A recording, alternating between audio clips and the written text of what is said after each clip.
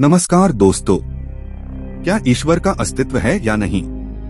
यदि दुनिया में कुछ विषय विवाद और भ्रम के हैं, तो उनमें यह भी एक अति विवादास्पद विषय है। कुछ लोग मानते हैं कि ईश्वर है, कुछ मानते हैं कि नहीं है। मनुष्य द्वारा बनाए गए सभी धर्मों में, सभी समाजों में ईश्वर गॉड अल्लाह के अस्तित्व को स्वीकार किया गया है, जिसने पृथ्वी, आकाश, समुद्र, सभी जीव, निर्जीव प्राणी, वनस्पतियों की रचना की। और इसी कारण से हम यह मान बैठे हैं कि इन सभी रचनाओं के पीछे ईश्वर है। हालांकि ऐसा किसी भी धर्म भगवान के अस्तित्व में होने का कोई प्रत्यक्ष प्रमाण नहीं मिलता है, पर फिर भी हम ईश्वर के अस्तित्व को मानते हैं, क्योंकि हम बचपन से यही सब देखते और सीखते आए हैं। इसलिए हमारी यह धारणा बन गई है कि ईश्वर होता है।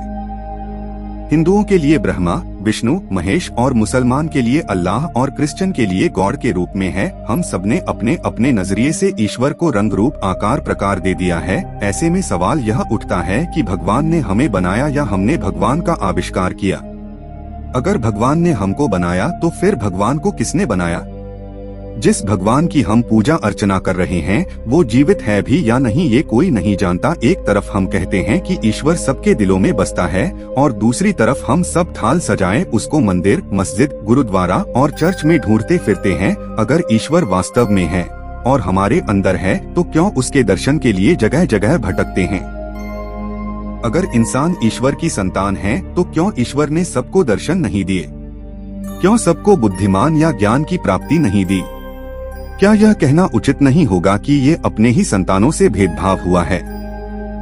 क्या हमें ऐसे भगवान की जरूरत है जो इंसान पर इंसानों द्वारा किए गए अत्याचारों को नहीं रोक सकता? क्या यह कहना उचित नहीं होगा कि हम जिस सर्वशक्तिमान के आगे सर झुकाते हैं, हाथ फैलाते हैं, प्रार्थना करते हैं, वह सिर्फ और सिर्फ लाचार और बेबस है, जो सब कुछ सिर्फ देखते रहता है? क्या हमने ऐसे भगवान की कल्पना की है जिसमें ताकत तो है पर कुछ कर नहीं सकता?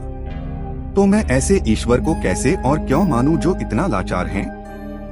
क्योंकि मेरे प्रार्थना कर या ना करने से उसे कोई फर्क नहीं पड़ने वाला। ईश्वरीय रूप के वजह से आज तक इंसान एक दूसरे से धर्म के नाम पर लड़ते आए और आगे भी लड़ते रहेंगे। तो क्या ये कहना उचित नहीं होगा कि जहाँ के लोग जितना ही धर्म और ईश्वर के प्रति कट्टर है, वहाँ उतनी ही बदहाली और अराजकता है? यह बात हमें क्यों समझ नहीं आती है कि जो हमें दिखाई ही नहीं देता है, या जो काल्पनिक है और उसके अस्तित्व के बारे में कुछ भी नहीं पता, अर्थात भगवान के लिए हम लोगों को मार रहे हैं जिनका अस्तित्व है भी कि नहीं हम नहीं जानते हैं। जब मैं लोगों को अपने अपने ईश्वर के नाम पर लड़ते देखता हूँ, तभी यह विचार आता है कि क्या सच में ईश्वर है? अगर है तो वो ये सब क्यों नहीं रोकता? अगर इतनी शिद्दत से ईश्वर इस सृष्टि की रचना कर सकता है, तो क्या धरती पर सुख शांति नहीं कर सकता?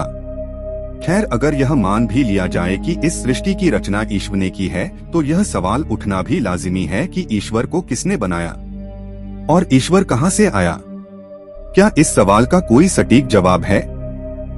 शायद नहीं। अगर विशालकाय तारों से लेकर सूक्ष्म जीवाणु तक सबका अंत निश्चित है, तो प्रकृति के रचिता का इन सब को बनाने के पीछे क्या उद्देश्य है? क्या इस सवाल का कोई सटीक जवाब है? शायद नहीं। अब आइए जानते हैं विज्ञान क्या कहता है ईश्वर के बारे में। विज्ञान का मतलब है विधिवत व्यवस्थित ज्ञान, यानी सिस्टेमेटिक नॉलेज। विज्ञान में वही सिद्धांत माने जाते हैं जिन्हें सिद्ध किए जा सके। जो सिद्धांत में चलकर गलत पाए जाते हैं, उन्हें वैज्ञानिक दृष्टि से गलत माना जाता है। वैज्ञानिक अनुसंधान एक निरंतर चलने वाली प्रक्रिया है। विज्ञान प्रकृति के रहस्यों को प्रमाण में बदलता है। आज हम जो कुछ भी है, विज्ञान की वजह से है, न कि ईश्वर की वजह से। विद्युत, हवाई जहाज, रेलवे, बीमारियों के इलाज के लिए नई नई दवाइयों का आविष्कार विज्ञान के माध्यम से हुआ है। आज विज्ञान ब्रह्मांड के रहस्यों को जानने में लगा हुआ है। मानव जीवन को सुखमय और जीने लायक बनाने में विज्ञान की मुख्य भूमिका रही है। वैज्ञानिक दृष्टिकोण से देखें तो इस सृष्टि और जीवन का निर्माण स्वतः भौतिक शास्त्र के नियमों के अनुसार हुआ है। ये तो पता नहीं कि भगवान है कि नहीं, लेकिन अगर विज्ञान की माने तो सृष्टि के निर्माण में भगवान की कोई भूमिका है ही नहीं। हिंदू शास्त्रों में भी कहा गया है कि शिव जी की उत्पत्ति स्वतः हुई है, जैसे बिग बैंग, इसीलिए उन्हें स्वयंभू या शंभू कहा गया है। वही कुरान में भी बिग बैंग जैसी घटना के होने के और संकेत मिलते हैं। इसका मतलब ये हुआ कि सेल्फ क्रिएशन का यह सिद्धांत हमारे यहाँ पहले से मौजूद है। तो क्या यहाँ सिद्धांत विज्ञान के भौतिक शास्त्र के नियमों से नहीं खाता है? कई लोगों के मन में यह भी सवाल आ सकता है कि अगर ईश्वर है ही नहीं तो इस अनंत ब्रह्मांड को कौन चला रहा है? अगर सारी वस्तुएं ब्रह्मांड में स्थित है तो ब्रह्मांड खुद किस में स्थित है? कई ऐसे अनसुलझे रहस्य हैं जिनका जवाब अभी भी विज्ञान के पास नहीं है। तो क्या इसका यह मतलब है कि इसके पीछे ईश्वर है? जी नहीं। किसी सवाल का जवाब न होने का मतलब यह नहीं है कि इसके पीछे ईश्वर है। इसका केवल यह मतलब है कि विज्ञान अभी तक उस जवाब तक पहुंच नहीं पाया है, मगर आज नहीं तो कल जो भी खोज पाएगा उसका प्रमाण भी अवश्य ही देगा। आध्यात्मिक ज्ञान में हम सिर्फ बिना किसी प्रमाण के विश्वास करते हैं, जिसका हमें कोई अंदाजा नहीं कि वो सच है या झूठ। हम सिर्फ मान लेते हैं। हर पल प्रकृति अद्भुत रचनाएं करती रहती है और मनुष्य भी अपनी सुविधा के लिए नित्य नए आविष्कार करता चला आ रहा है।